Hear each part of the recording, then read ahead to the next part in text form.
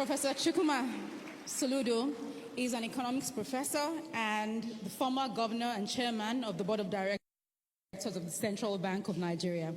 He holds a BSc First Class Honors, MSc, PhD in economics, all from the University of Nigeria, and DSc honoris causa from 3 universities.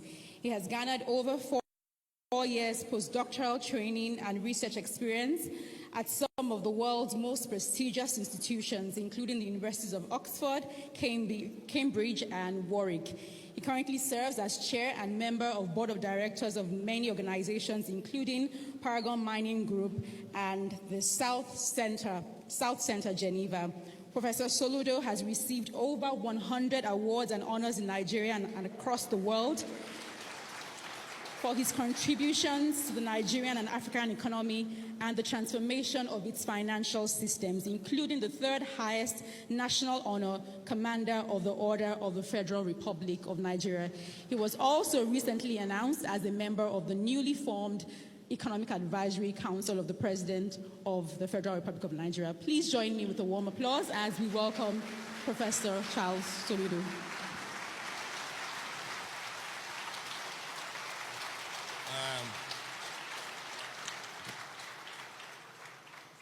Thank you very much, and let me start by saying Happy Independence to you all.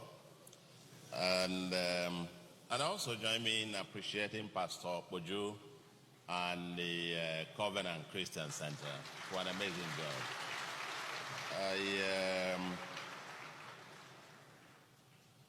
The former governor of my state and my brother, Peter Obi, he stepped out, and Professor Gupta was quite amazing. And let me say, distinguished ladies and gentlemen, for my colleague Bismarck, I don't know what to say, and the council and council of advisors, welcome to the team as well. I remember when I was sworn in as chief economic advisor several years ago, the former president, after swearing us in, looked at us and said, "Gentlemen and ladies, congratulations. Your job is to advise me. And please advise well. My own job as the president is to decide whether or not to accept your advice. And never you insist that I must take your advice. If you want to insist that I take your advice, then go and contest for election and take over this seat." So I think we have a job cut out for us. Ladies and gentlemen, I was assigned a topic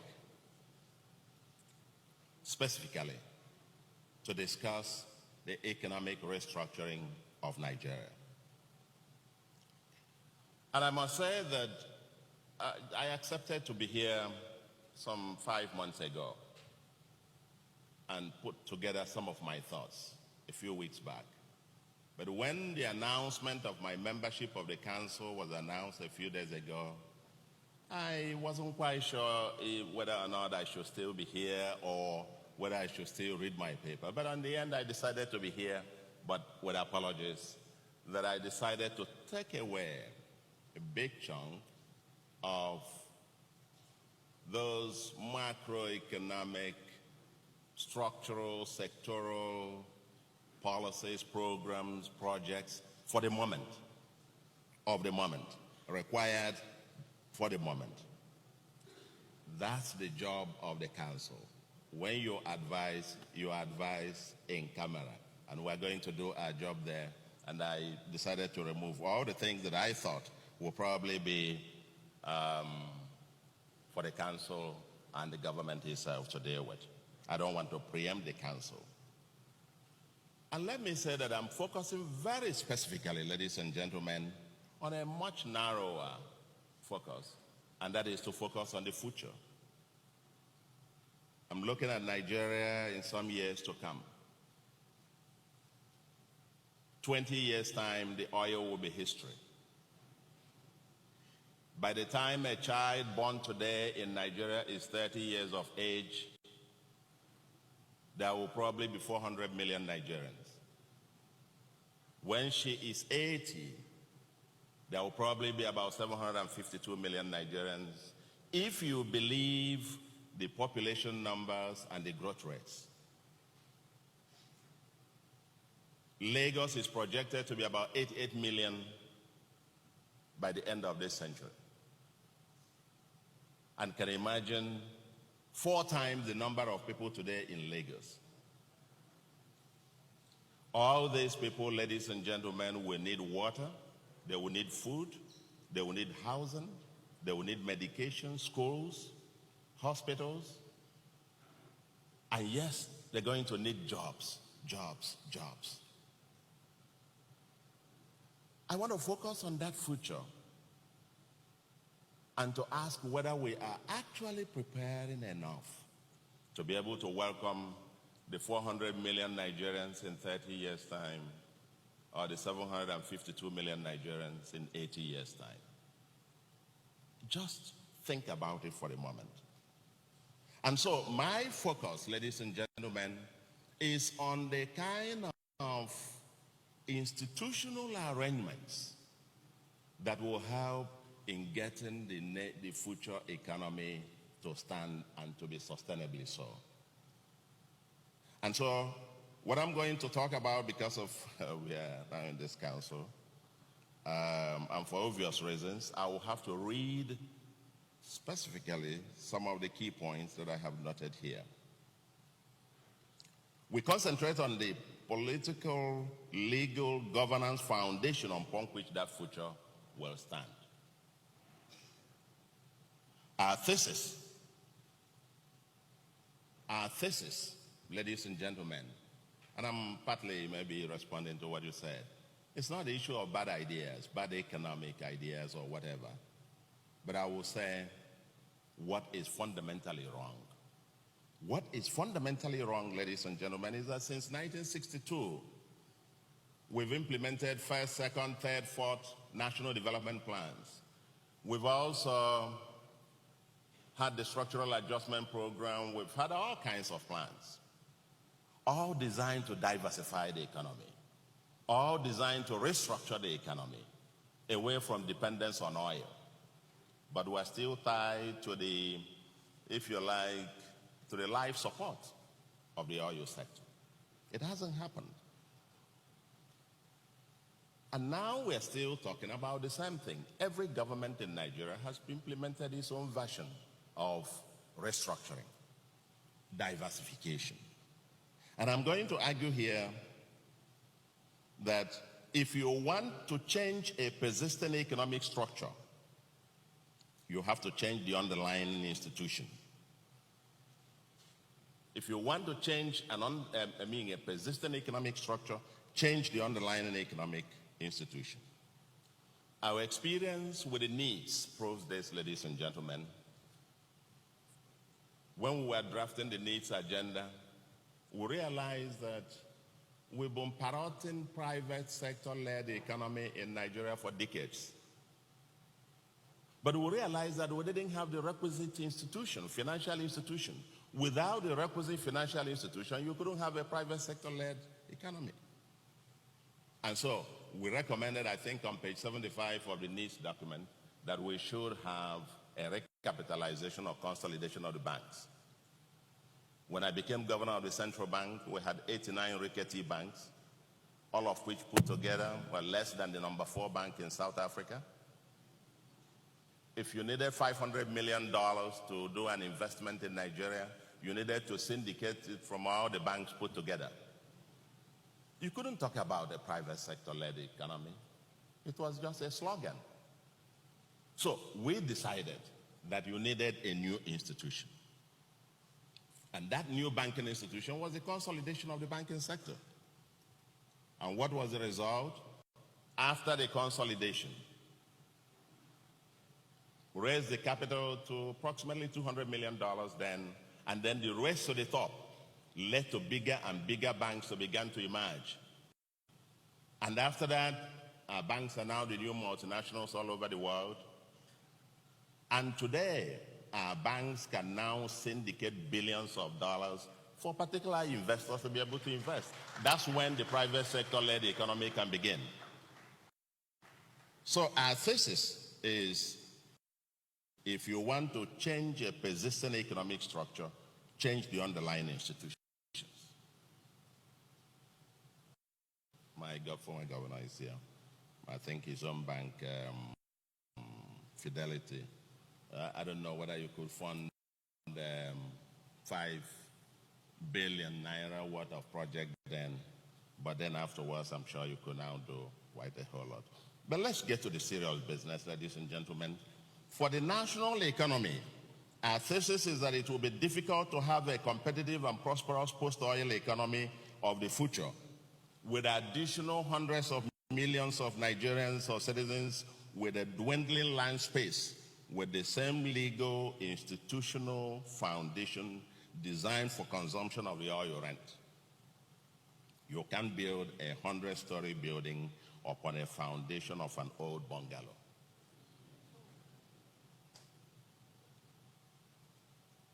You can't.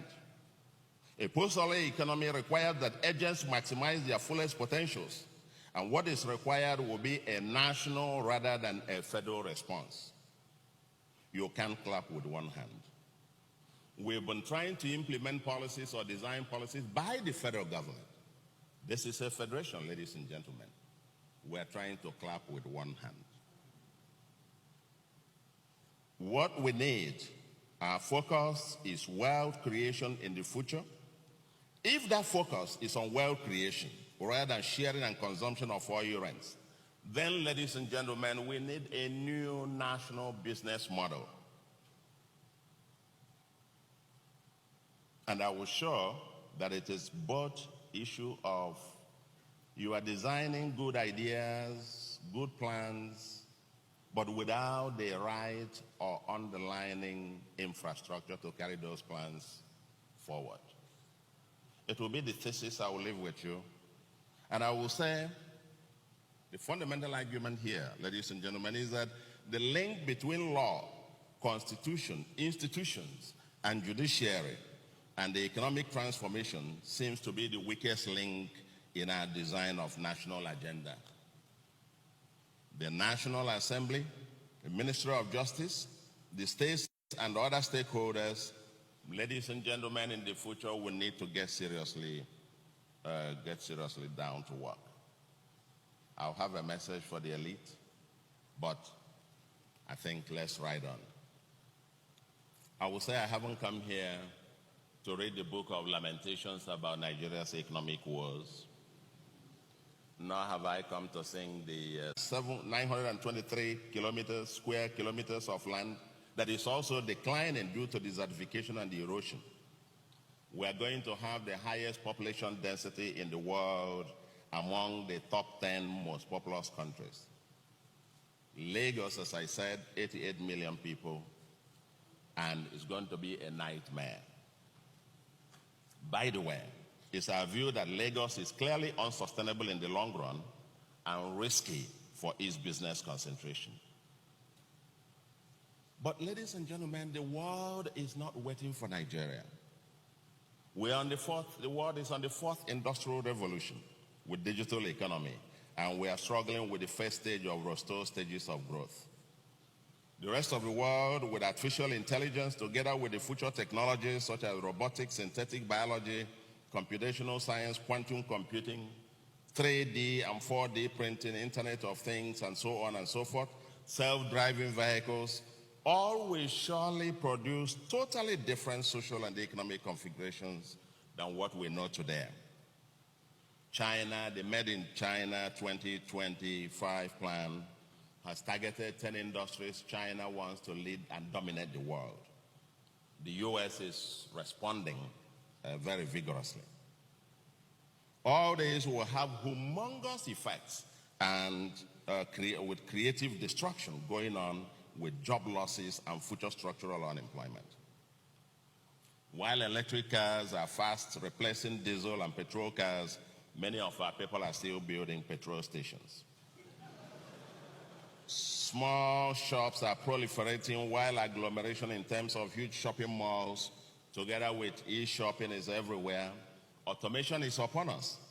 The ordinary people who can't explain what has hit them resort to all sorts of criminal activities to survive. There are all kinds of, if you see the futurologists, people try to see how the world is evolving, the billions of people being added to the population of the world, and everybody concludes that the world will need new systems for food, water, energy, education, health, skills, development and job creation and everything if we are going to be able to feed, clothe, and educate all these billions of people coming around. Economic restructuring that I have been asked to speak on, therefore, strategy of the future, will entail thinking through the alternative future scenarios and mapping out alternative possible proactive responses. The question for Nigeria is, in which areas or sectors do we proactively position to become the global leaders by the end of 2050, for example, or the end of the century? Closer home, Nigeria has just signed the African Continental Free Trade Agreement. The implication, and Professor Gupta has highlighted this, insularity will no longer be an option. The name of the game of the future in an increasingly integrated world is innovate, compete, or die. That's the name of the game of the future. And let's break it down. The economic restructuring of the future that we try to envisage will be about positioning Nigeria to protect and win in an increasingly complex world, thereby guaranteeing the security, prosperity, and happiness of the 400 million that will soon be upon us, or the 752 million Nigerians, in a world without oil. In a world without oil. I said before, so far we've been living on the life support of oil for these decades. If oil goes up, economically we go up. It goes down, the economy slumps. You remove that life support, the economy collapses. But we must prepare to feed and provide prosperity for the 400 million Nigerians, or 752 that will be upon us sooner or later, without oil. And our thesis is that the system that we have, the institutions we have, were for a bungalow. The new economy that we need to build is a 100-story building, and we cannot put the 100-story building on this foundation that has been laid for a bungalow.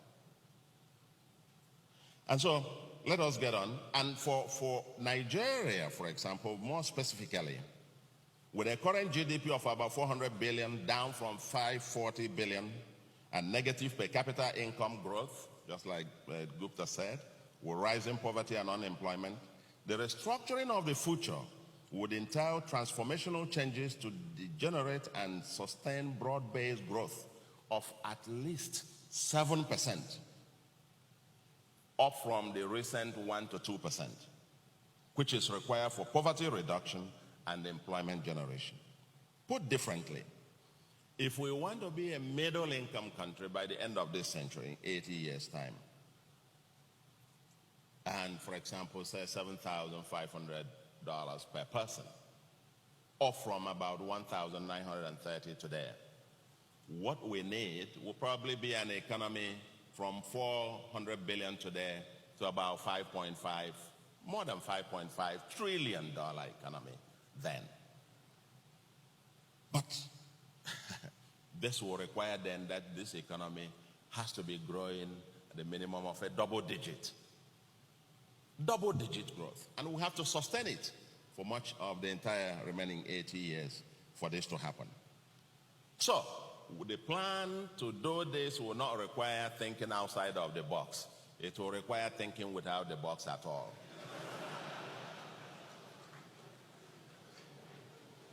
At the macro level, the fundamental challenge currently is that our economy is stuck at a very low speed lane in the context of what you might call the debt cliff with little fiscal space, while monetary policy is at near its limits, with low savings investment trap, with rising unemployment and poverty.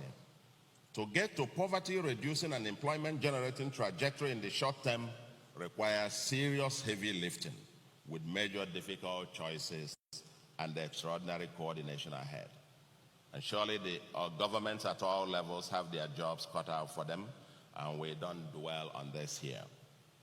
In sum, we argue that the alternative future that we see is without oil, and where other exhaustible natural resources play very little role.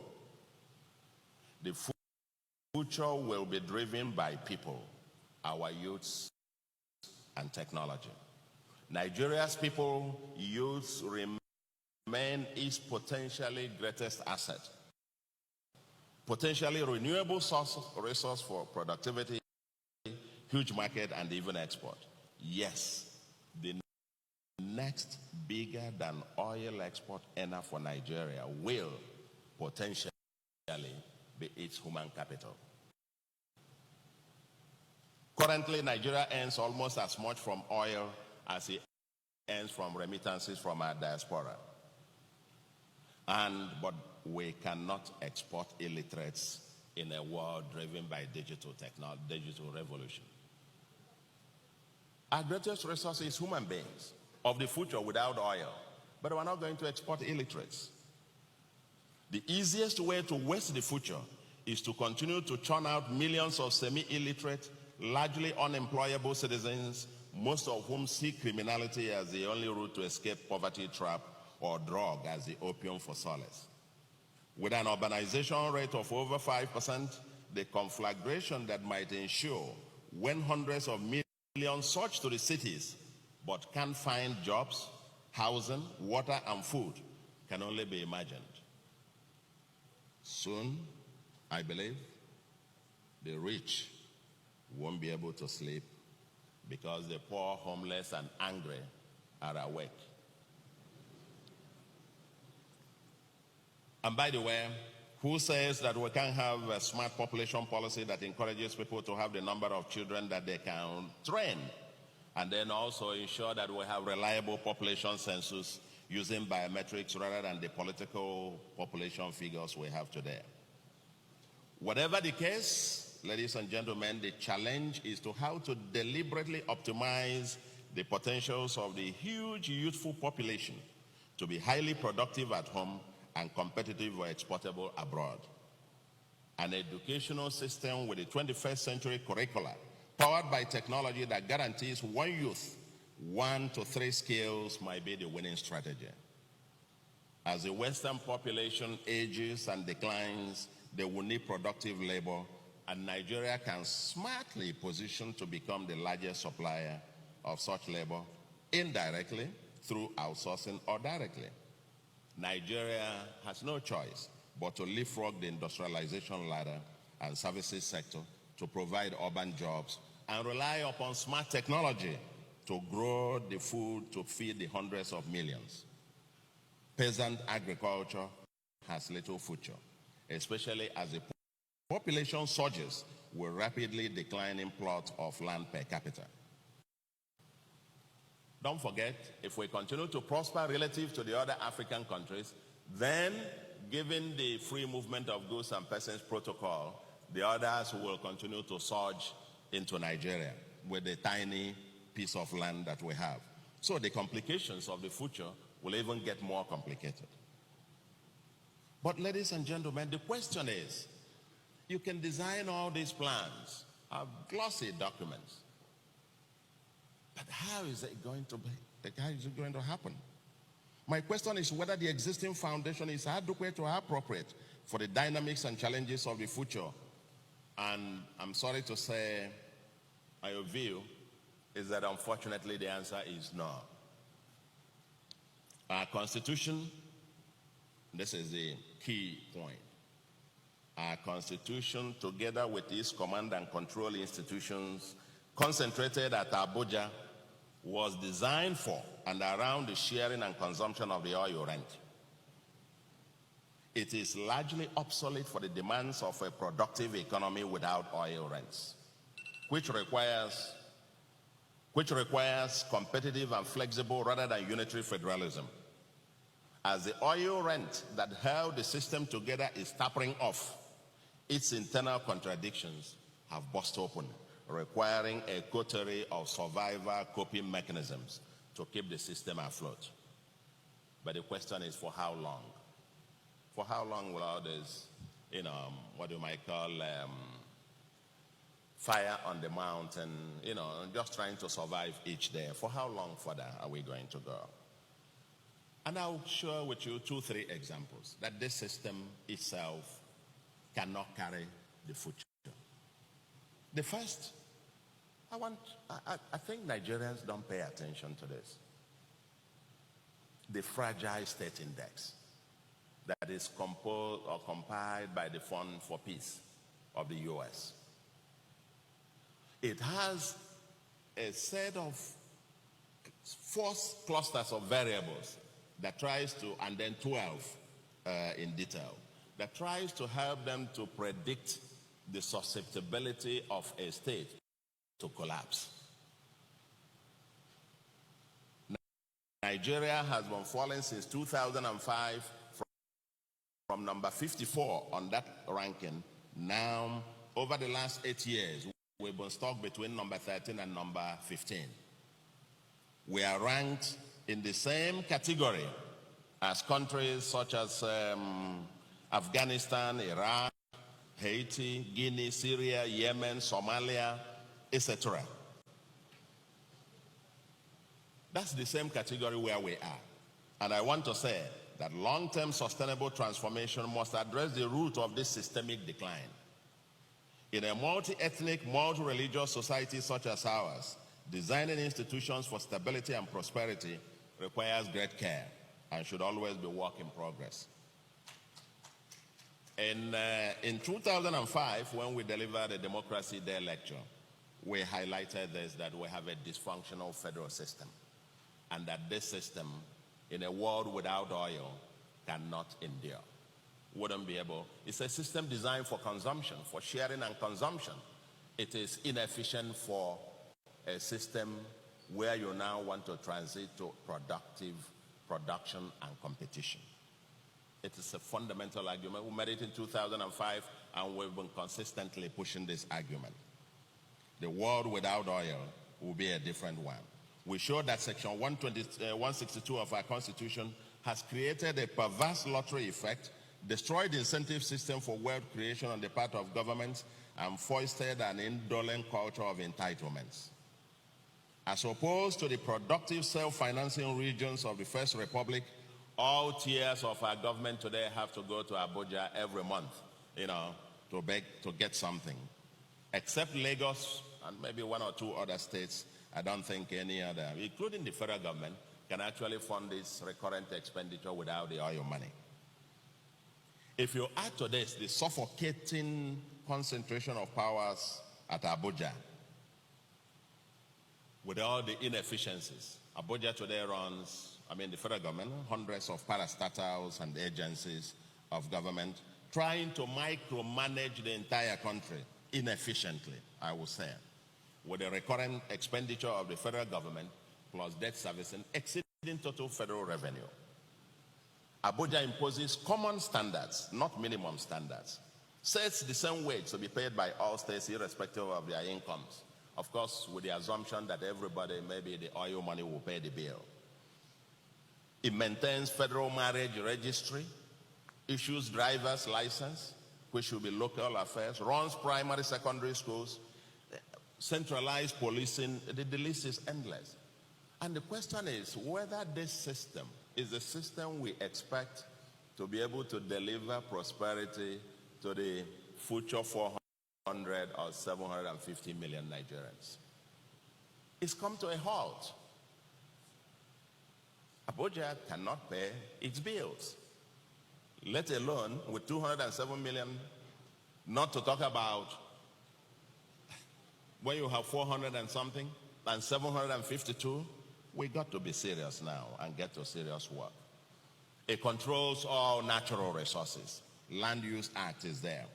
But let me give you an example, one final example. I have a long list of them to show that Abuja, as it is today, is choking, and we cannot create a competitive economy without loosening the stranglehold of Abuja on the entire economy and on the entire country. One final example is our judicial system, and this point is hardly ever, seriously discussed. Property rights and rule of law constitute the foundation of a modern economy. In Nigeria, we copied the American presidential system, but forgot to copy their multi-layer judicial system consistent with a federation. Instead, we are struck with a highly centralized system consistent with the command and control structure of the 1999 Constitution, with its unitary federalism. Every little matter can end up on appeal at the Supreme Court, the only one Supreme Court we have. If someone steals his neighbor's goat in Calabar, or there is a dispute over ownership of a shop in Jos, or someone dupes a petty trader of her capital in Lagos, the cases may, on appeal, all end up at the same Supreme Court. A pre-election dispute over in a local election matter in Yobe or Abia, purely local affair, could also end up at the Supreme Court. And many of these cases, the judgment will come long after the wrong candidate has finished serving out the full term.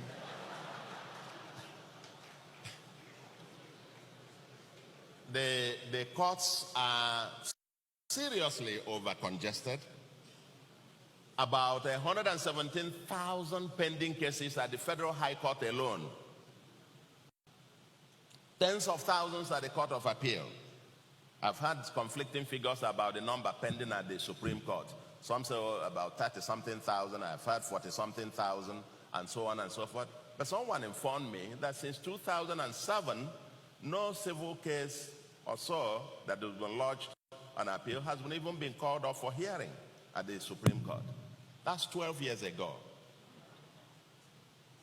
Chidodin Kalo has calculated the congestion rate to be about 180-70%, and 86% of the people in Nigeria's prisons today are awaiting trial.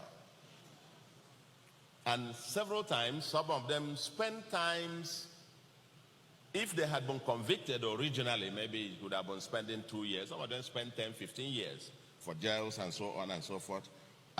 Judges are grossly overworked and grossly underpaid. Nigeria's Supreme Court, in my view, is probably the only one in the world where the judges sit every day. And yet, pending cases keep mounting in thousands. As the saying goes, justice delayed is justice denied. How do we expect the future economy to compete and win? This is the point. In a world, in a society where it can take more than 20 years to settle a simple commercial dispute, which takes few days in other countries. Also, our system for fighting corruption is again concentrated at Abuja. And can we seriously expect the ICPC or EFCC or whatever to police the 774 local governments and the potentially 400 or 752 million Nigerians of the future? We gotta be serious. We can go on and on, but the global evidence, in summary, is that institutions drive economic transformation. But sadly, much of our institutions are either obsolete or inappropriate for the demands of that future that we talk about. I can go on and so on and so forth. But let me say this, that there is no issue today that commands greater, broader consensus in Nigeria than the recognition that the current system needs fundamental overhaul, and hence the deafening call for, quote, restructuring the Nigerian Federation. Almost the entire Nigerian socio-political groups, Southwest, the Yoruba nation, South, Southeast, in the Igbo Middle Belt, the former Northern region, have either produced or are working to announce their template for restructuring Nigeria. Even some political parties led by the All Progressive Congress have either announced details of their position on restructuring or made through federalism, as in the manifesto of people, parties like APOGA and so on, the centerpiece of their manifestos for a better Nigeria. More fundamentally, APC has promised a bolder action plan in its 2015 manifesto. And let me quote it. And then we come down to what Bismarck said. It's not to say it, it's to do it. Quote, let me quote their manifesto. It's still on the internet. Quote, as a change agent, APC intend to cleanse our closet to halt the dangerous drift of Nigeria to a failed state with a conscious plan for post-oil economy in Nigeria. To achieve this laudable program, APC government shall restructure the country, devolve power to the units with the best practices of federalism, and eliminate unintended paralysis of the center. End of quote.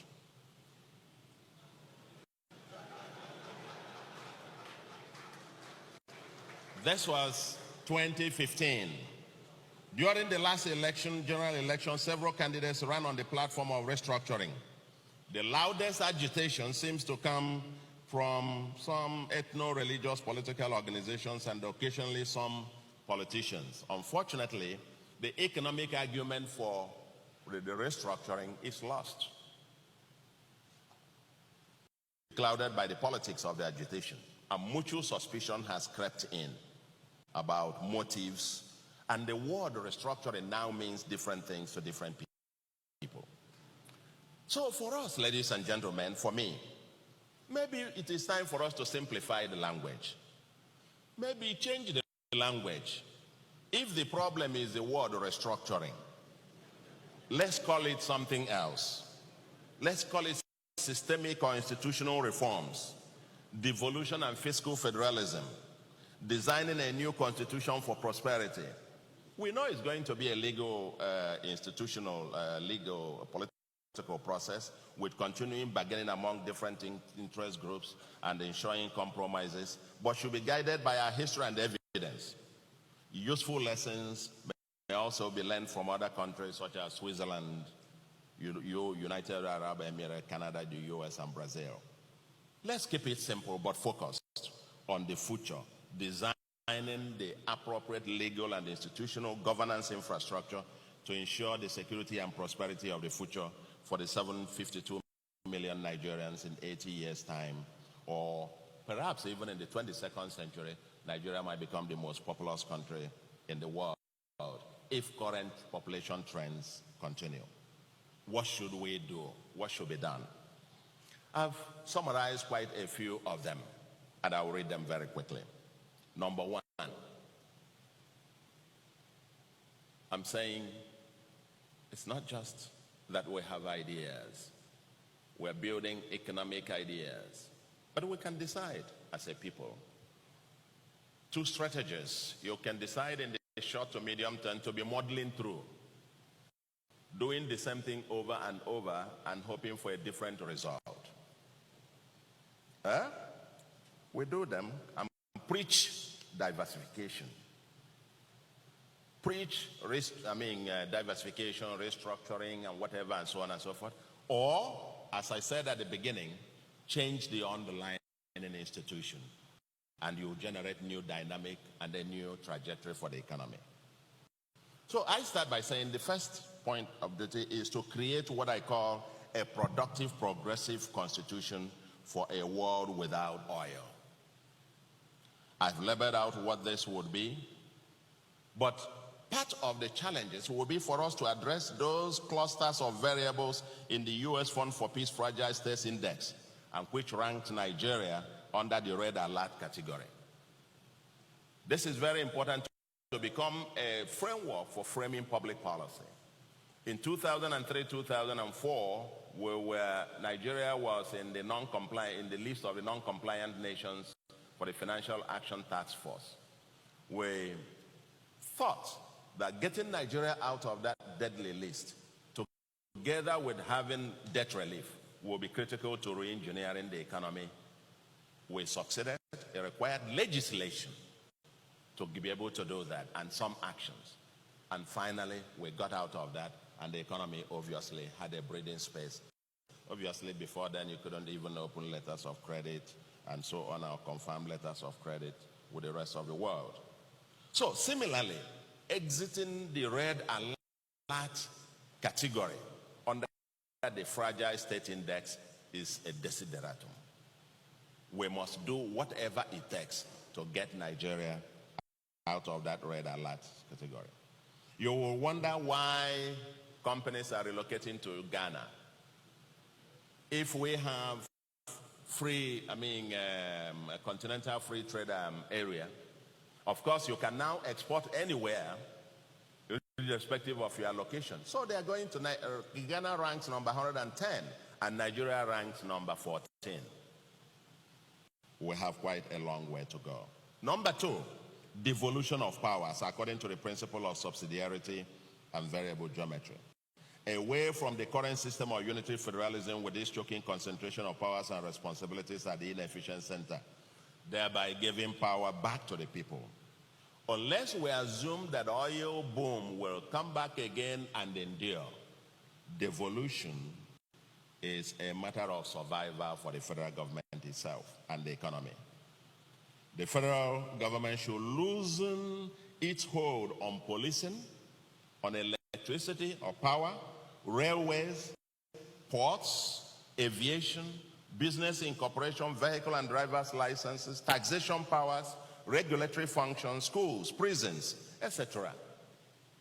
I can't understand. The federal government is trying to run the entire country from Abuja.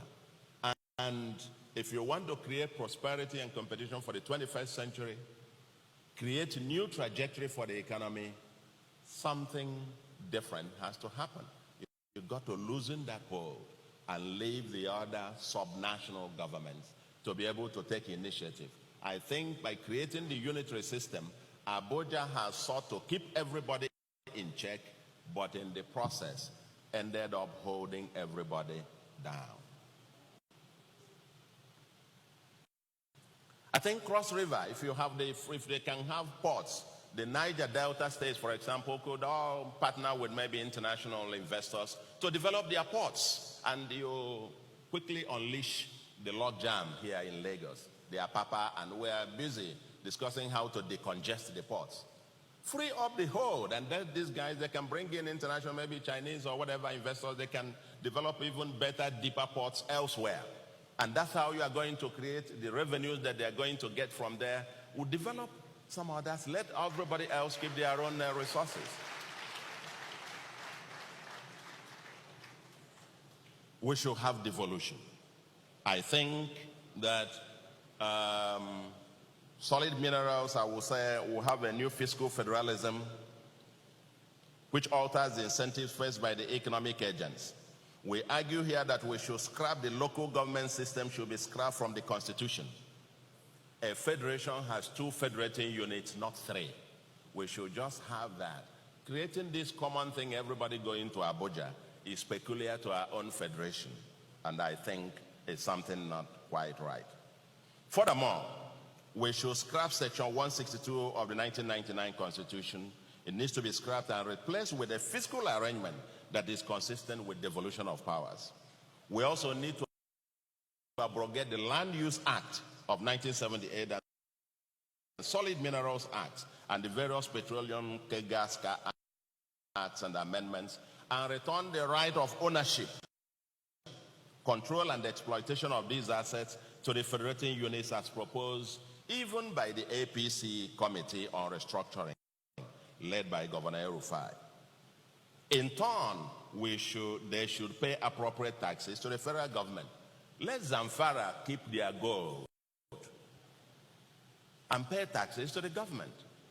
Let Kaduna keep their solid minerals, Kogi, and so on and so forth, Nasarawa, and all these. I think most states of the federation have got their own solid minerals. We're not going to develop them under the current system with Abuja trying to be the one to run all of them. My state doesn't have much, but in the US, it is this kind of competitive federalism that forced a state like Nevada with neighbors such as California, rich California, and wandering without natural resources and saying, what do we do? And then necessity is the mother of invention. They decided to think through what they are going to do. And what did they do? They decided, okay, what is it that people don't like anywhere else? You come to Nevada. They don't like gambling elsewhere. Come to Nevada and do gambling. If you don't want this, come to Nevada and do it. And they thought smartly. So they reach other people all over America, but then get into Las Vegas and all the kind of thing. They created their own new economy and so on and so forth. The central point is that we should liberate this choking hold, stranglehold on the country, so that innovation, competition, and so on and so forth can begin to ensure. We need the Fiscal Responsibility Act to constrain irresponsible fiscal behavior and provide incentives to create wealth. I have a whole lot of the details here, but we need to. The important thing is that we're not going to create a new competitive economy that prospers for the coming hundreds of millions of Nigerians without liberating the stranglehold of Abuja on the system. Tax powers, for example. If you get to Washington, D.C., people decide, and you have Maryland, just in the next bit, people decide whether to shop here or there because the sales tax is different. Once you cross the boundary between Washington, D.C. and Maryland, the sales tax is different. But here we impose one common uniform VAT for everybody, and everybody collects it in Abuja. If I have a company, if there is a company that comes to Nigeria, let me say it's the one, I don't want to give an example with alcohol or something else, or, it goes to state A, and to give them land to be able to build, and they say, no, we can't give you, and it goes to state B, and they provide their own land, provide infrastructure, provide everything, and they establish there. You will say, oh, they will collect income tax. What if in the future world of robotics, and it doesn't need much human persons to run, and it's just on robotics, the whole income tax is paid to Abuja. And perhaps the state that said no, go away, will even collect more of the tax revenue and so on. Where is then the incentive for that state to begin to promote industrialization in its state? So the taxation powers of this state, there is no incentives for the states and local governments to attract and promote industrialization. So let's stop kidding ourselves. We're talking we need to industrialize, we need to get on this. You can preach it from now to Armageddon, but anyway. We set up common salary scales, common everything. Everything is common. Minimum wage, the same, unitary system. It constrains everybody to the same speed instead of multiple speed. And we need to loosen up this, ladies and gentlemen. The legal judicial infrastructure is the second one.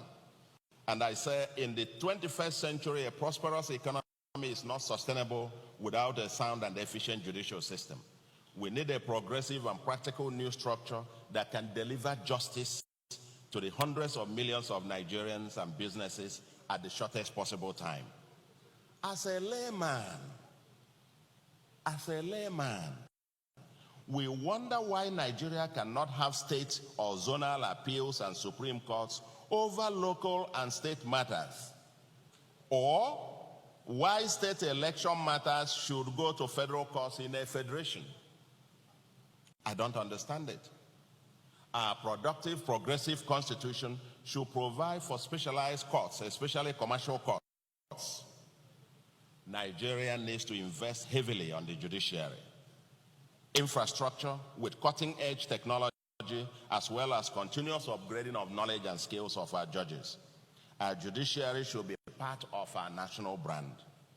Let's do what it takes to brand Nigeria as a nation of laws.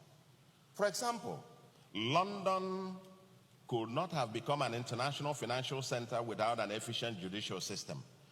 Or thousands of contracts around the world indicating London as the jurisdiction for adjudication or arbitration. Can we at least target to be the #1 legal jurisdiction in Africa? At the minimum, we are the largest economy in Africa. Why can't we have the best judiciary?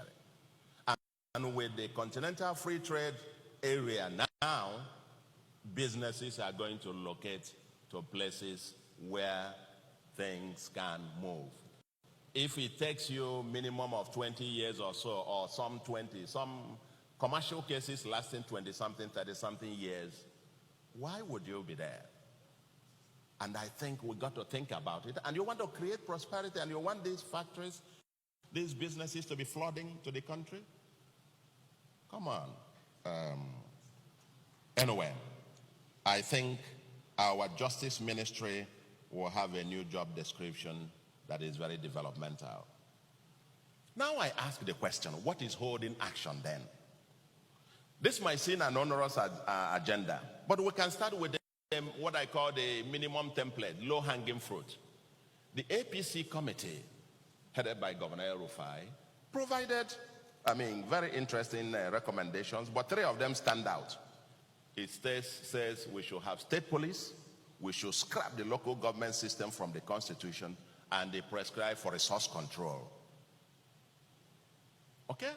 It says the APC recommends the abrogating the extant legislations and transferring rights over minerals to the federating units or the states. With the APC committee and manifesto, it is fair for Nigerians to ask, so what's holding action? But I must say, at least the APC, they have it in their manifesto, they have it in their, they have now a committee report. I would also ask even the major opposition party, PDP, where is your own report? Where is your own position on that, aside from what your presidential candidate said during the election? Where is the PDP's own position on this particular kind of issue? So what we suggested is a fundamental plan for Nigeria's future prosperity without oil. The contradictions are many. We have a choice for preemptive, proactive action to orchestrate a new productive rather than sharing consumption structure, or wait until change is forced upon us in a most chaotic manner. A wise man gets the umbrella ready before the rain starts. We are currently at a cul-de-sac and need a fundamental disruptive change to reverse the trend. Our central message is that systemic restructuring is not only progressive politics, but excellent economics. And the third point is to fix our broken politics through ideological and value-oriented mass participation. A secure, prosperous country of the future won't drop from the skies, nor can we legislate politics out of public policy. Every advanced or progressive society we see in the world today is a product of organization struggles and continuous contestations for a more perfect union or society. In a democracy, there's no other route to a better future than the instrumentality of politics. Politics is therefore too serious to be left to only those who call themselves politicians. It is our collective destiny. Unfortunately, ladies and gentlemen, our politics is broken. It is destructive rather than developmental. We define Nigeria's current politics as largely a dining table politics, or you chop, I chop politics, or what an author describes as it is our turn to eat politics. Consequently, political parties are mere platforms to grab power. Same people, same interests, driven by crass opportunism and primitive accumulation. It is largely about what is in it for my pocket and not about how can I contribute to leave the world better than I met it. When a minister is appointed, his friends and ethnic group or religious group shamelessly complain or celebrate, depending on whether they consider the appointment juicy, unquote, or dry, end unquote. I remember when my membership of this council was announced, there was some debate. Some people say, no, you should accept it. Some say you shouldn't. And that debate, I got, hundreds of calls. And I remember one particular one, a friend who thinks he was thinking about me, he called me and said, he said it in Igbo and I will translate it to you. He said, "Narapo no fifano."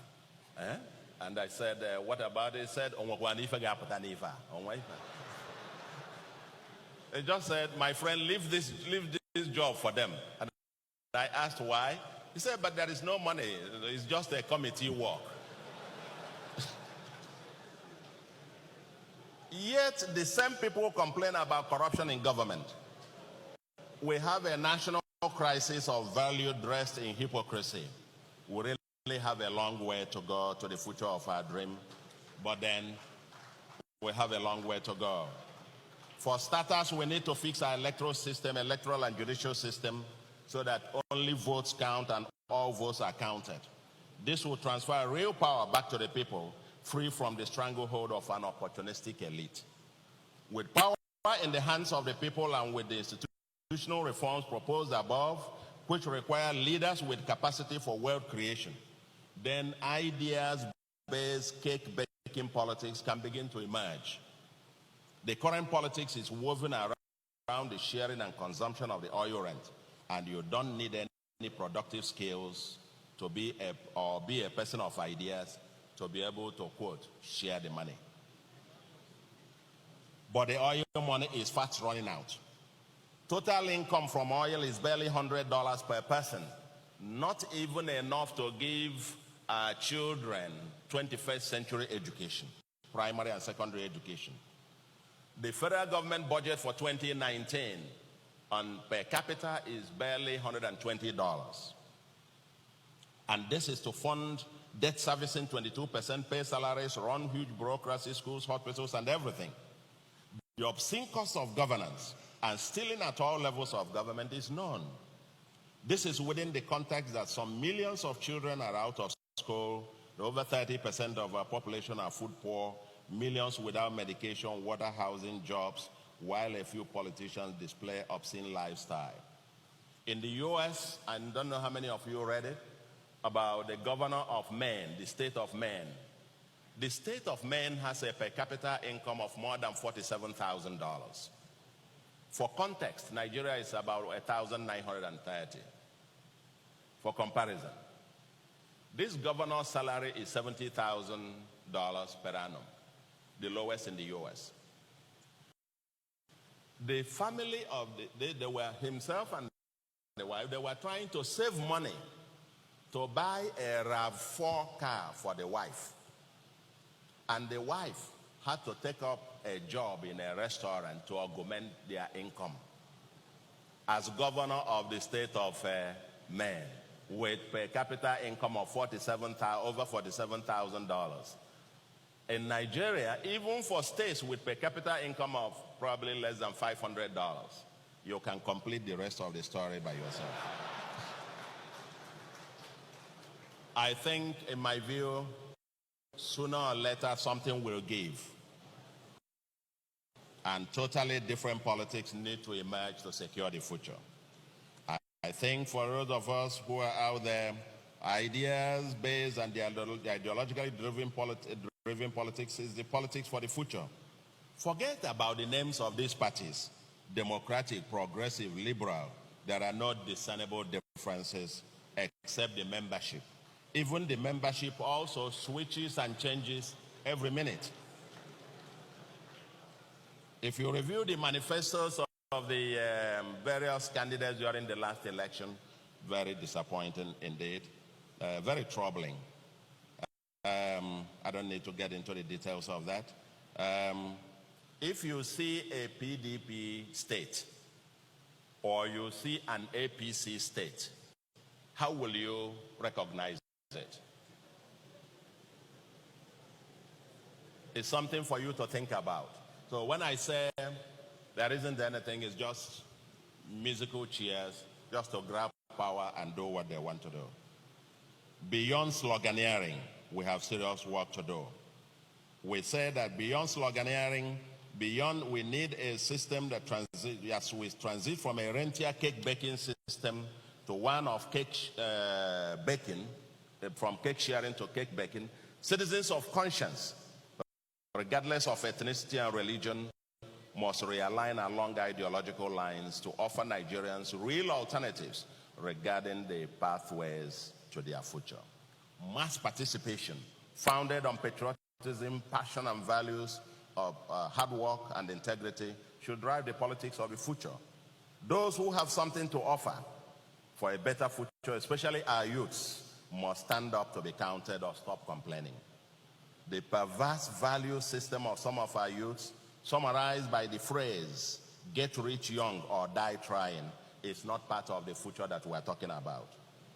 We must be the change that we want to see. Only a vigilant and active citizenry that holds public officers to account will secure the kind of future that we are envisaging. And we must now conclude.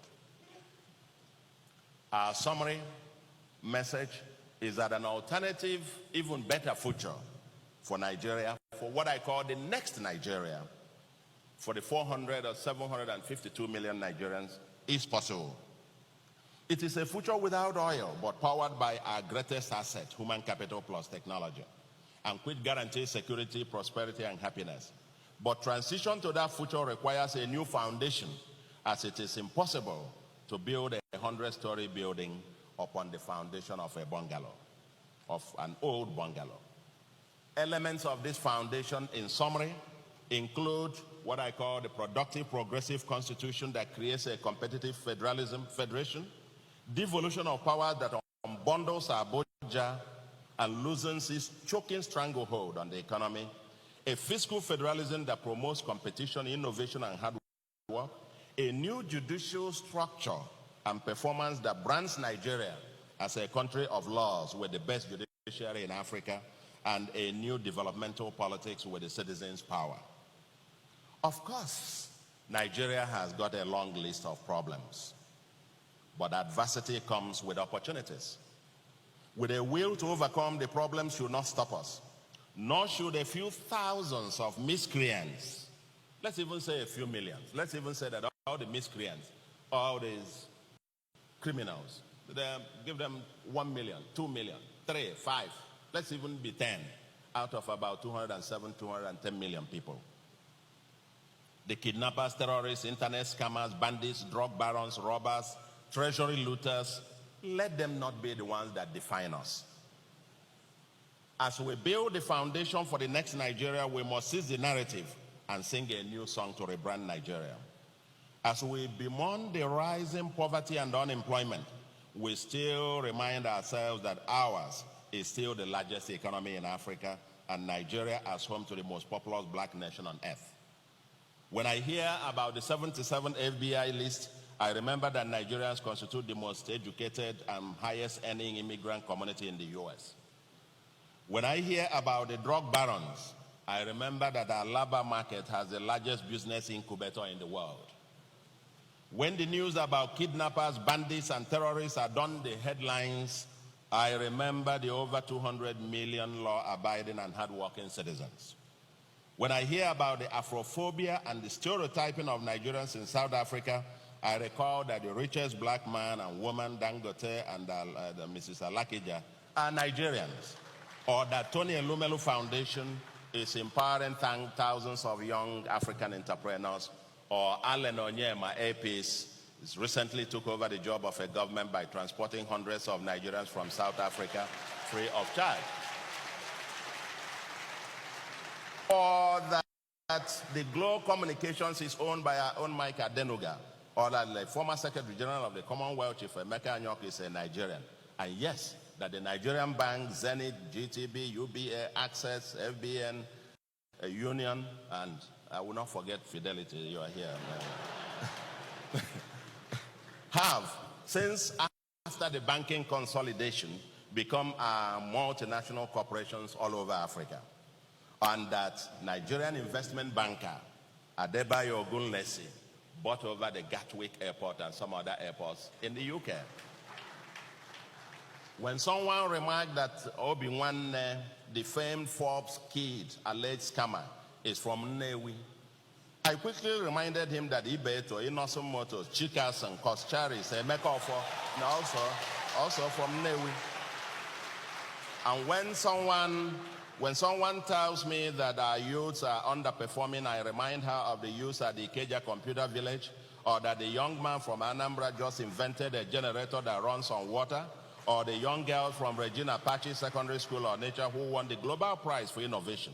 And don't forget that the patent for the world's fastest computer belongs to Philip Emeagwali, and that Jelani Aliyu from Sokoto designed the Chevrolet Volt car.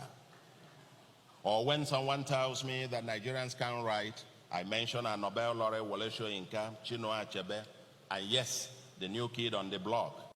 I know my daughter is here, Chef Ademi around, she's a fan of Chimamanda Adichie. Or when I hear the looting leaders of today, I remember the visionary and selfless leaders of yesterday, Nnamdi Azikiwe, Bafemi Awolowo, Ahmadu Bello, Emma Okpara, Alex Ekwueme, Shehu Shagari, Sam Mbakwe, Aminu Kano, Lagos. Our next speaker is no stranger to the platform. As a matter of fact, I think many people heard about the platform for the first time when he was here. For the first time. He is no other but the former governor of Anambra State, His Excellency, former Governor Peter Gregory Obi.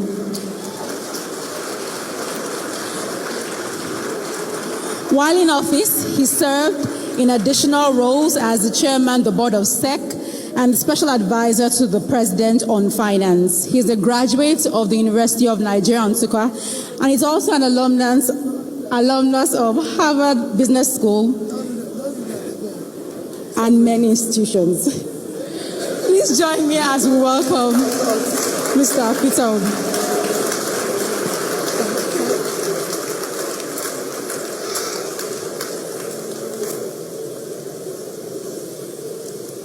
Well, after listening to that wonderful presentation by the professors and my senior brothers here, I wonder what I'm going to say again.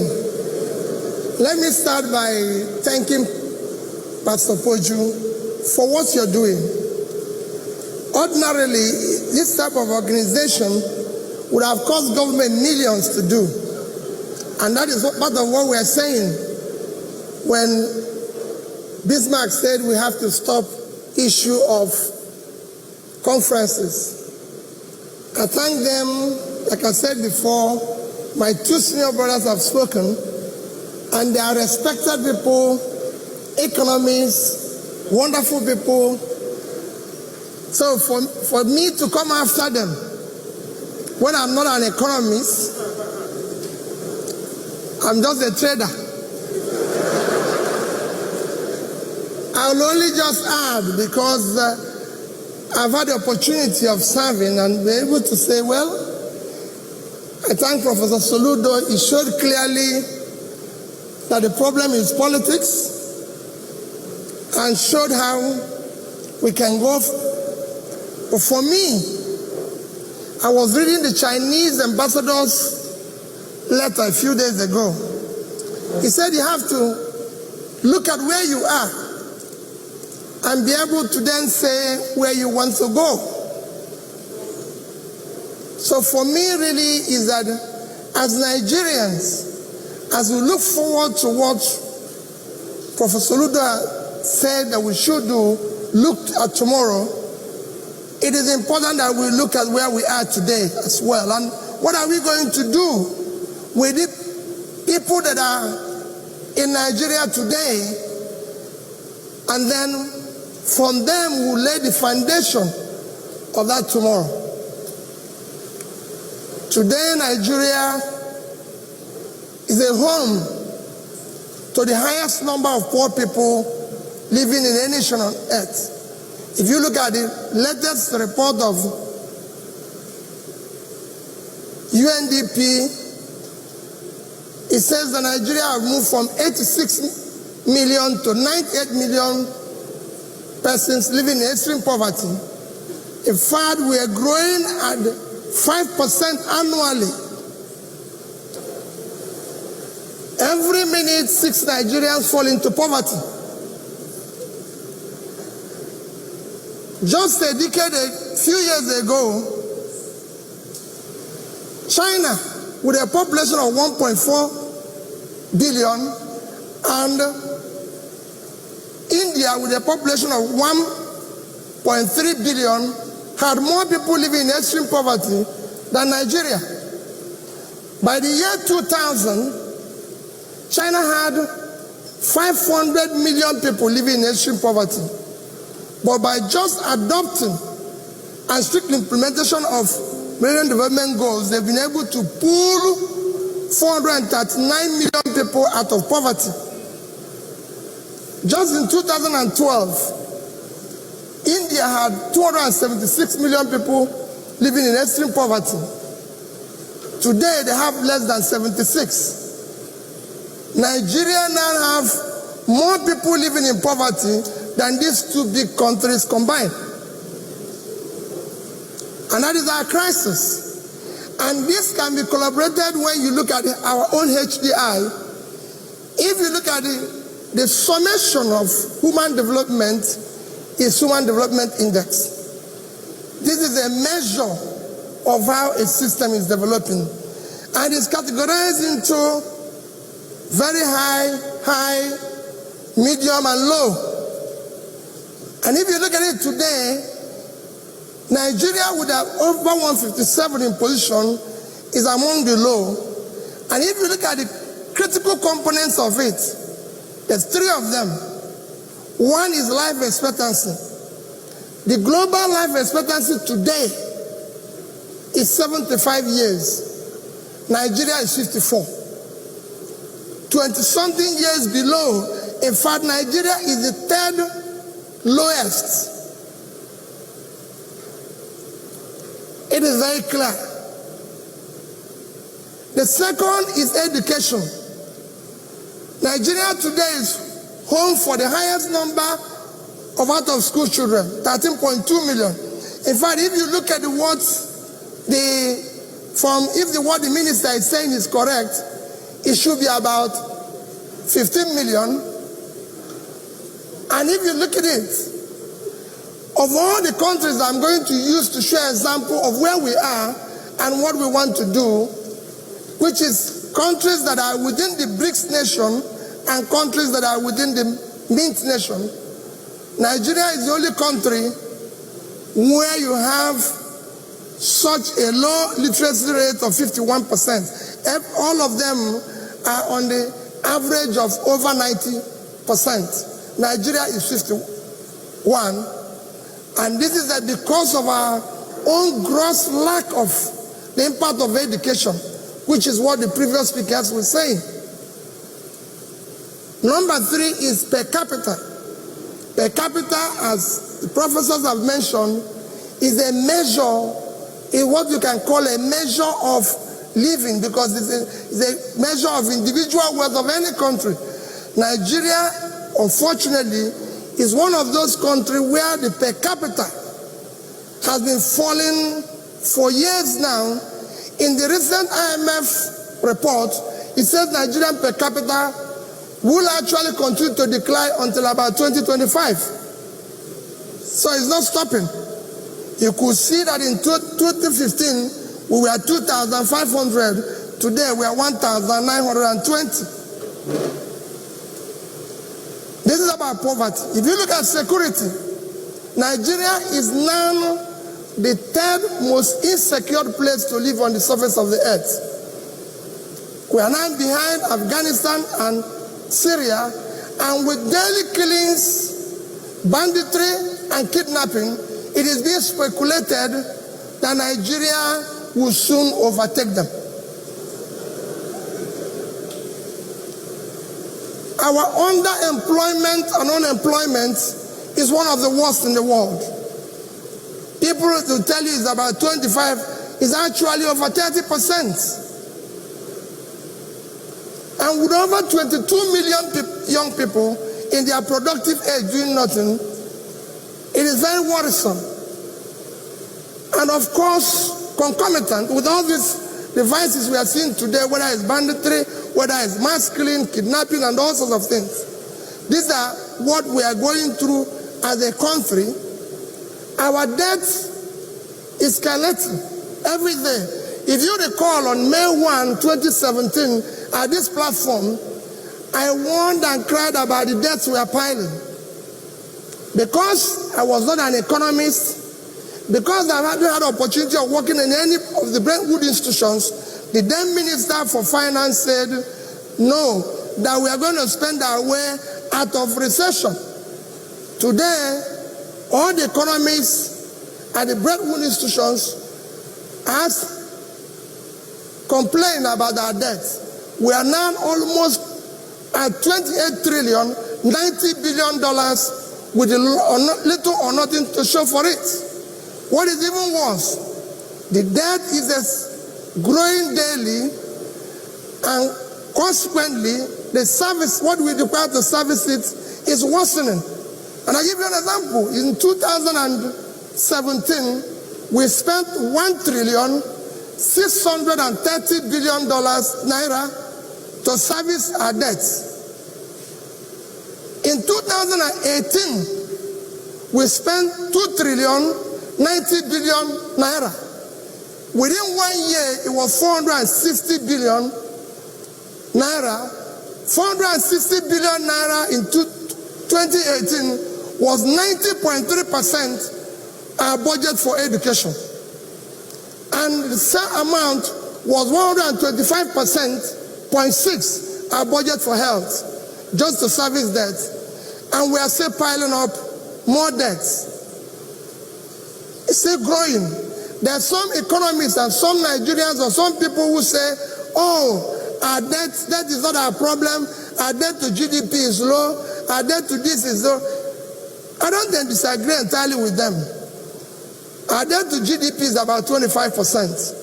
It's low when you compare it to other developing nations whose GDP is actually in the region of 40-50. But it's not about debt, it's what you use the money to do that is the crisis. Yes, you can say our debt is low, but when you have little or nothing to show for it, then you have a problem because you're borrowing for consumption. We have countries, when we said about countries that are wonderful today and good today, one of them everybody cites is Singapore. Singapore debt to GDP is over 100%. Over 100%, that's 115% of their GDP is their debt. But what is the difference? If you go and see Singapore, in Constitution of Singapore, it says you can only borrow debt for capital project that will pay itself back. So all the debts they've borrowed over the years were invested. They are proper. They know where it is. Singapore today is building the biggest port under the sea that they will launch in 2050. That's where Soludo is saying we should go. So if they borrow money to do that, you go and borrow money for shaku shaku dance. You are finished.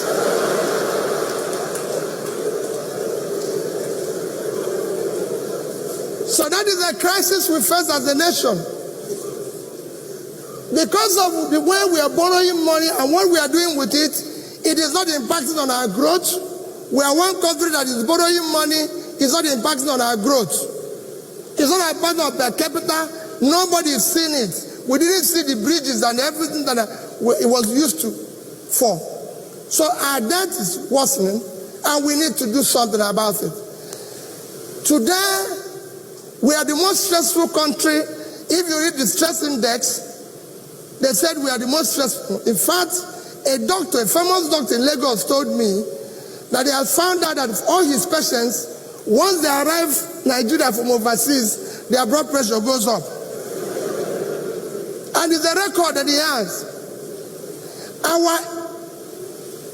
If you come to inequality, Nigerian inequality today is the worst. 157 over 157.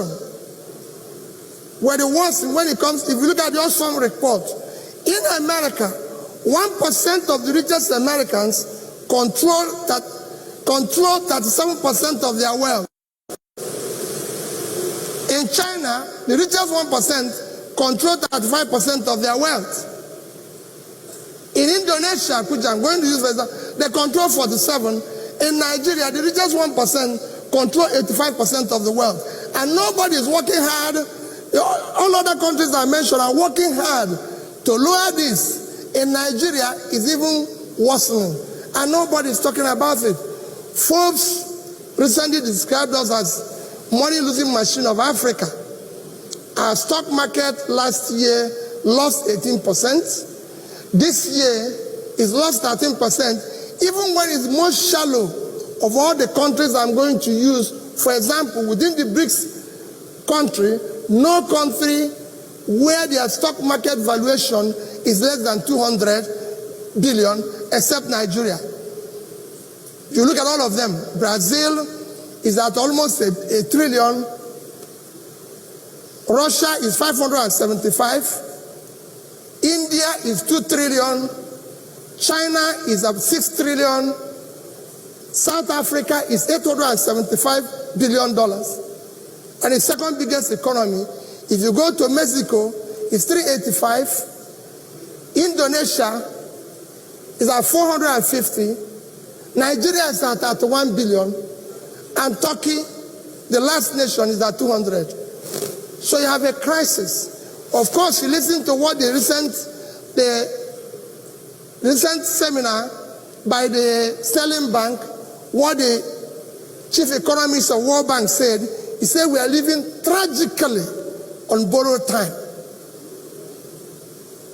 That's what he said about Nigeria. If you look at all this, you will see, like the previous speakers have said, we are living on a cliff.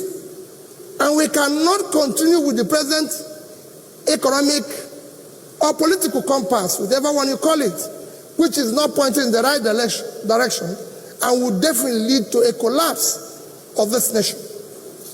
And the earlier we do something, the better for everybody. For my little contribution, because previous speakers have mentioned a few of the things I want to mention, for my little contribution, I will dwell on just on 3 things and then conclude from there. For me, there's 3 things we need to deal with. And issues are: number 1, issue of security. Number 2 is issue of education.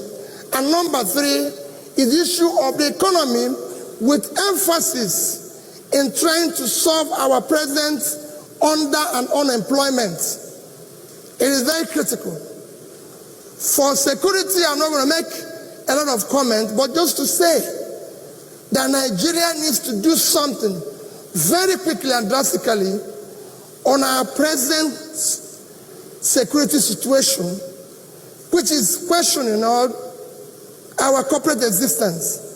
The great number 1 job of any government in any society is to provide security of life and property.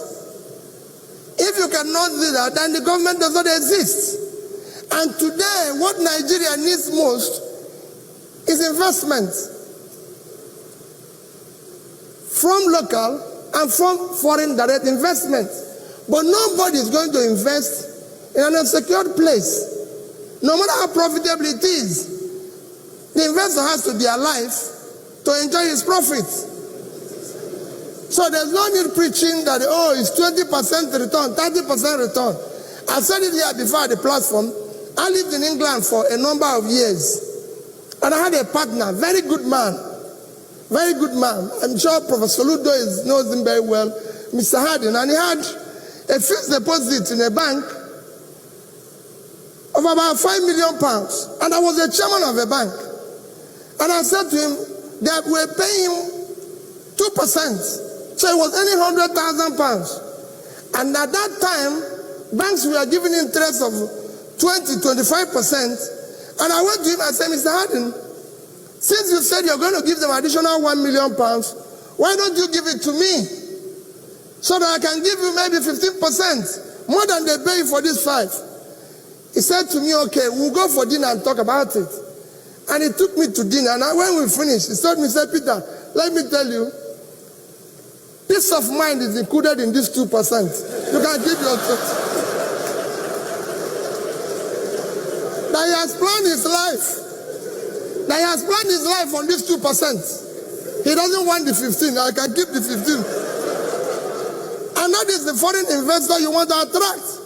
Because he needs to have peace to enjoy his 1% and everything. And that's it. So it is critical that we know we need to provide security. The second thing I need to talk about is the issue of education. It's been repeated by previous speakers and everything. Is just to add, every empirical studies have shown today that the more you can invest in education, the better your economy and society. Countries that are doing well today are countries that have invested and continue to invest in education. It's as simple as ABC. It's not something you need.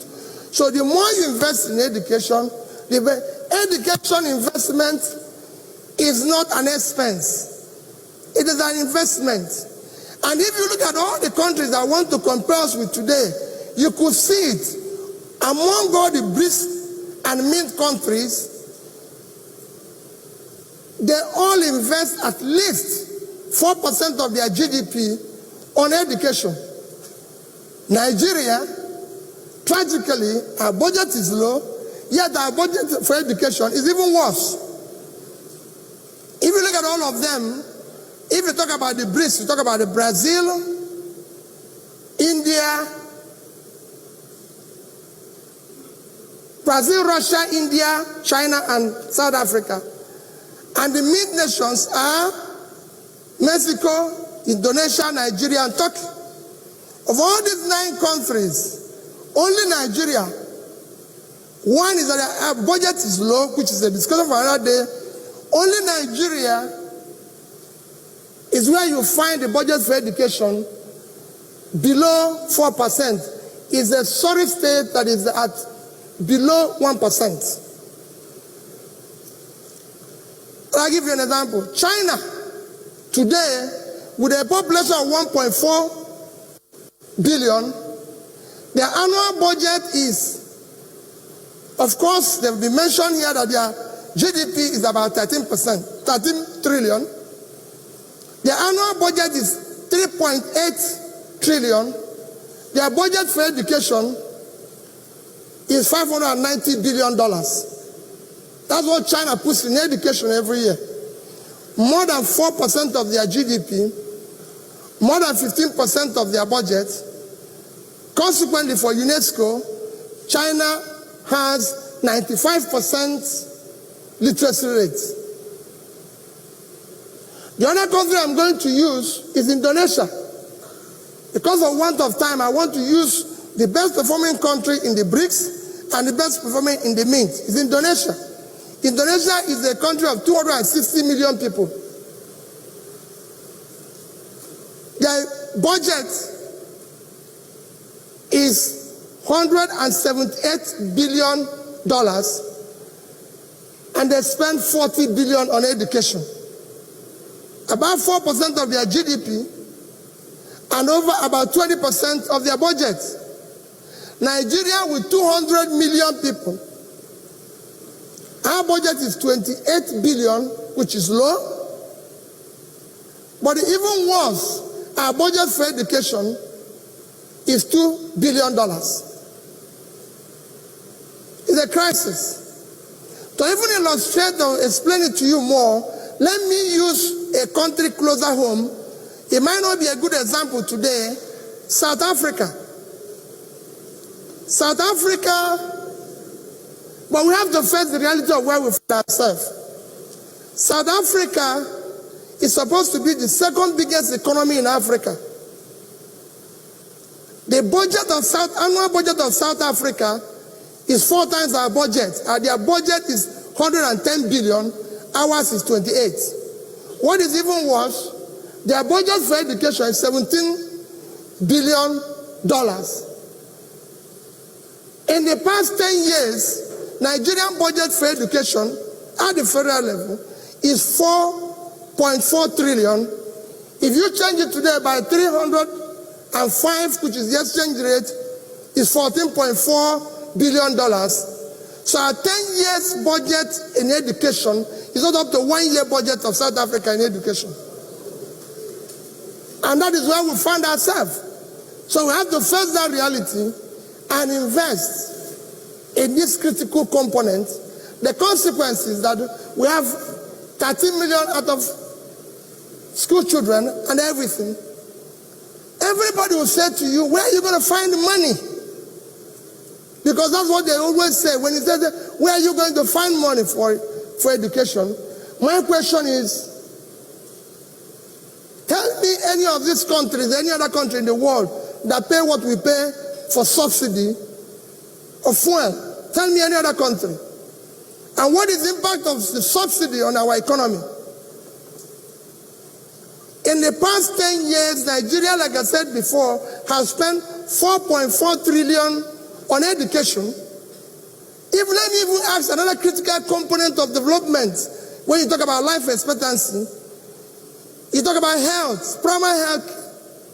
Our budget for health in the past 10 years is 2.7 trillion. Both of them is just about 7 trillion combined. And that is what we budgeted in the past 10 years. In the same period, we spent about 10 trillion for subsidy. And I can tell you, 75% to 80% of the money that is spent on subsidy is actually, let me not say what happened to the money, but all of you know. It can be better. It's a misappropriation. It can be removed. If this money was spent on education and health, education would have received at least 2.5 times what was budgeted. The same thing for health. So instead of having about $15 billion for health, we would have had $37.5 billion. Instead of having $9 billion for health, we would have had 22.5. So education would have had 37.5 and health would have had 22.5 over that. And if that money was properly utilized, I can tell you it would have impacted better on our economy today, on our per capita today, and to the country. But that money wasn't invested. You can guess what happened to that money. Or even like people say, where are you going to find the money? Recently, you saw the report that 1.6 trillion was stolen as an oil theft in 2016. And in 2017, another 1 trillion was stolen. So if you combine these two, it is 2.6 trillion, which is in 2 years, which is the amount you budgeted for health in 10 years. So where are these thieves? Let all of us go and look for them. So these are the issues that I need to bring. That is where, so because people will say, where will you find the money? To go further, let me even talk about the issue of the economy. Let me leave education. I've told you that we can fund it, we can make it better. Let's look at the economy. With emphasis, like I said, on issue of underemployment and unemployment. Everybody knows that all various studies, and I'm happy that our famous economists here, nobody can talk about those brilliant economists we have in this country today without calling Professor Soludo and people like Bismarck. They are among the best we have. And I'm sure they know that when you talk about the economy, you must talk about the issue of underemployment and unemployment. It is the greatest contributor to building a strong economy. If people don't have job, you have terrorism, you have banditry, you have all sorts of characters. If they remove any of us here from having a job, we are different things. It's as simple as ABC. So you have to deal with that. And when you talk about the issue of employment of any nation today, whether it's China that we are celebrating, whether it's any other country within the BRICS nation or the MINT nation, like I said before, I still use China and Indonesia to show an example. All of them, everybody knows that there's a direct connection between issue of employment creation, growth per capita, and growth of overall economy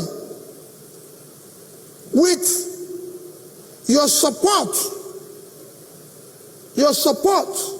for micro, small, medium entrepreneur. Professor Gupta has said that Nigeria DNA is entrepreneurship. And I believe that. But that DNA is not being supported. What has happened is that we've abandoned this greatest engine of creation of labor, unemployment, without any support. And if we want to solve that, it is not a sophisticated thing. If you go to China today, using the example of the two countries I've said before, if you go to China today, 92% of the companies are MSMEs. 92%. They produce or contribute 60% of their GDP.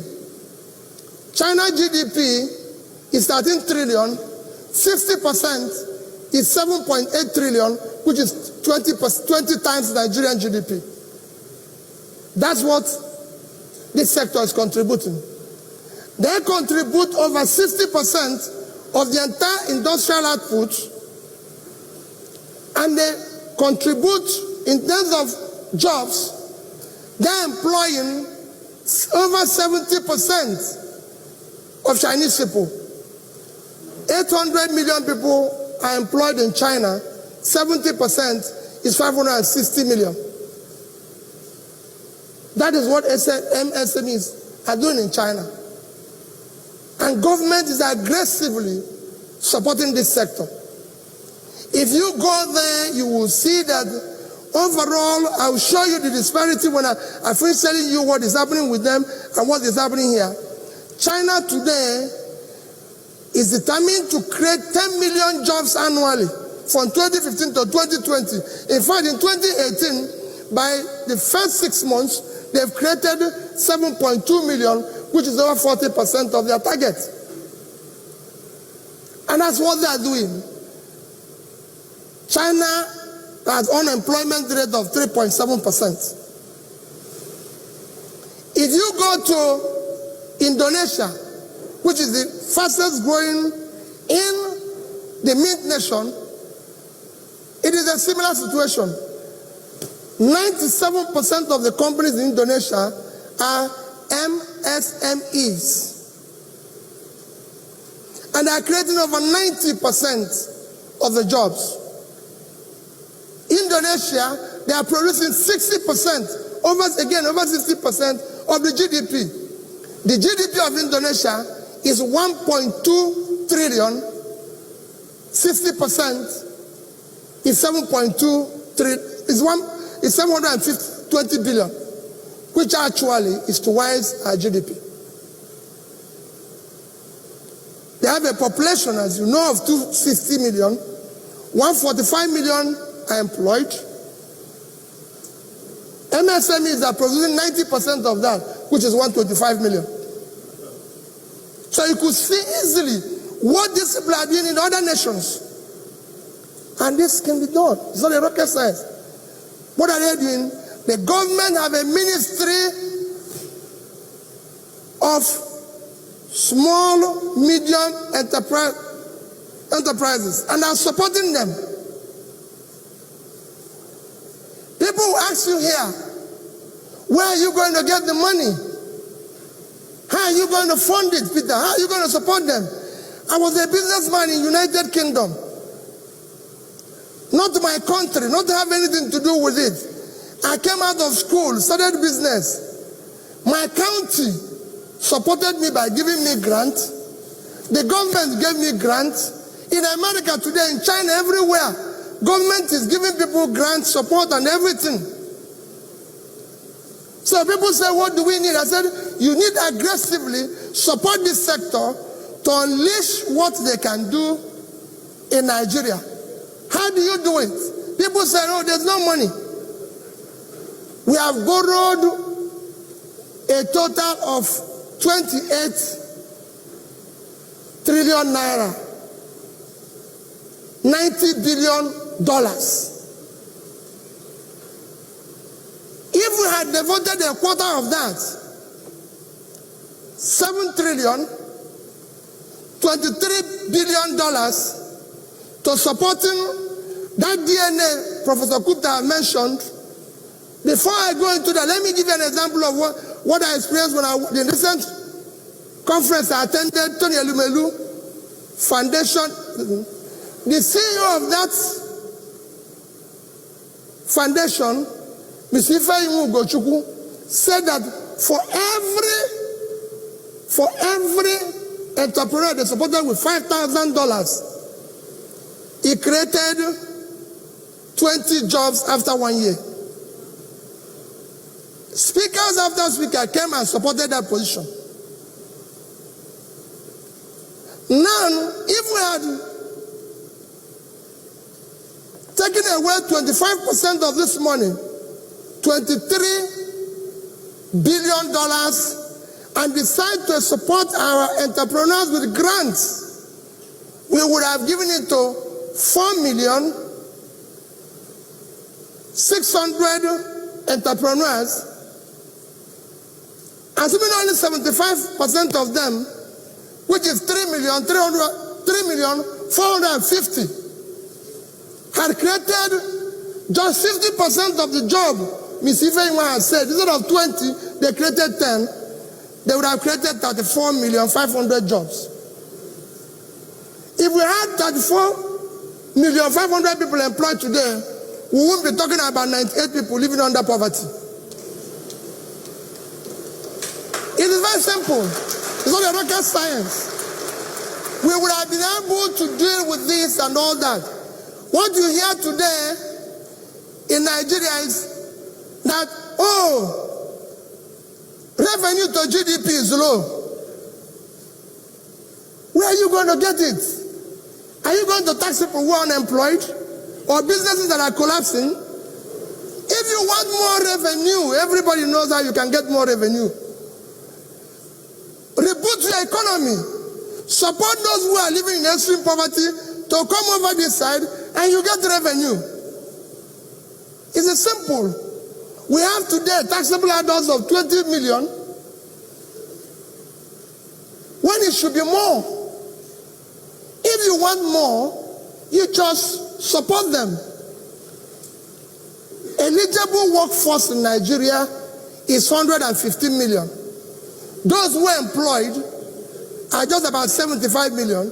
So you have 40 million people that are not doing anything. Support them. So stop talking about revenue to GDP. Let's talk about how do you now get these people on this side. If the more China put people out of poverty, the more revenue they received. To show you how bad it is and what the China is doing, if you go to our banks today, the total credit of all the banks, loans they've given out, is 15.5 trillion. Out of that, 4,000 companies or thereabout have taken 13.3. Call it about 3.3 billion each. The entire SMEs, MSMEs, 35 million. The entire loan to them is 500 billion naira, which is about 3% of 15,000 each. So they cannot contribute what their counterparts in China is contributing. In China, out of overall 30 trillion debts, MSMEs control 25% of it, which is 7.5 trillion. The consequence is that if you look at their tax revenue, they do not just produce 60% of GDP or 70% of unemployment, they also contribute 50% of the tax revenue. China funds its budget from tax revenue. 80% of their budget is funded by tax revenue. 80% is about 3 trillion, and MSME provides 50% of it, which is 1.5 trillion. In Nigeria, the opposite is the case, because these people are just living from hand to mouth. This year alone, about 10 million, half of this year, 10 million accounts became not operational again in Nigeria. Because you know why? People only open an account now to beg for money. So once if it is shown that Nigerians withdraw money paid into the account faster than any other country in the world, because these people are just, once they beg you for money, you pay it in. By the time the money comes, it's already being withdrawn, because that is what it meant for, to go and eat. And that is the crisis we face. So people tell you, oh, we want tax to GDP, or this. If you want that, the more you put people out of poverty, the more revenue you get. It's a very simple thing. It's like a bank account. You cannot continue to withdraw without paying anything in. No, you have to.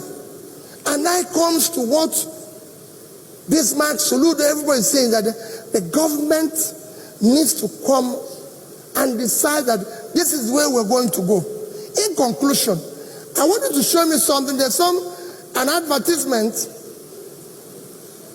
from CNN I want us to listen to. That's where I'll just conclude. I want you to listen to this advert. Excuse me, miss, who dropped this? No, it's just a penny. Just a penny? Just a penny? It all begins with the humble penny. Whether writing your first check or cashing big checks, to those at the top making their mark, closing deals round the clock. On Quest Means Business, we know every penny has power. And it's not how many you have, it's what you do with them that counts. That's the marvel of money. Quest Means Business. What a profitable hour. There's something he said here. It's not how much you have, it's what you do with it that counts. Nigerians think they will just win lottery one day, or like, sorry, we're in a church, that will pray one day and God will solve the problem. He was going to solve it. I told Pastor Pochu that I went home outside. I told my uncle, I said, I finished praying and said, through Jesus Christ, your son. My uncle told me that he has passed the son, that he needs to see the father.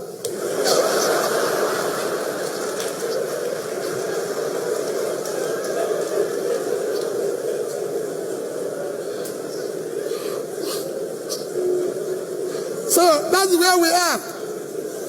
That's where we found ourselves. Today what you hear is revenue to GDP.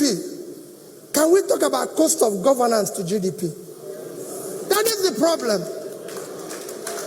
You cannot continue. Prof. Soludo has just told you how a governor, the wife had to work for them to be able to buy car. RAV4, yeah. You could see it. That is the situation everywhere. The cost of governance in Nigeria is unacceptable. It's the most expensive anywhere in the world. Just to use another example from the same America to show you, the Nebraska is not one of the big states in America. Nebraska budget this year is $12 billion. At 305 is 3,660 billion naira. Nebraska is the only state in America where you have what you can call a single legislature. They don't have Senate, and this is the only state in America. Nebraska have 49 legislators. They are paid $12,000 each. They are part-time. $12,000 each. Nobody buys them a car. Nobody buys them anything. Nebraska budget, I've told you what it is. So they buy 600 million. The 600,000 is the entire thing they pay to their house, and salary and everything, which you use 305 is 183 million naira. Nebraska budget is about 3 times the actual expended budget of the entire Southeast and Northeast. If you put these 11 states together, they are not up to 1.2 trillion. And Nebraska, so Nebraska is 3 times that. These 11 states have over 270-something House members, costing over 16 billion annually for what they are doing for 183 million naira. That is the cost of the cost can go on and on. People tell us of stories. In France, the number 3 person had just resigned. All of you have read it and everything. Why? Because him and his wife was found in a restaurant on a Valentine's Day while he was speaker before he became minister, drinking champagne and eating lobster. Imagine in Nigeria, the French would have joined him. This is France where they make champagne,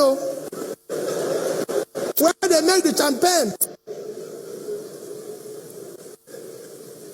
And on a special day, Valentine's Day, so the man said, okay, let me just, here, everybody would have joined the man for the best champagne. So let's talk about cost of governance. I can tell you, having the governor, nobody can tell me that our penny cannot do more than what it's doing today. And listen to where you have somebody who is owing a different salary. He said he's owing only 12 and he wants to go again.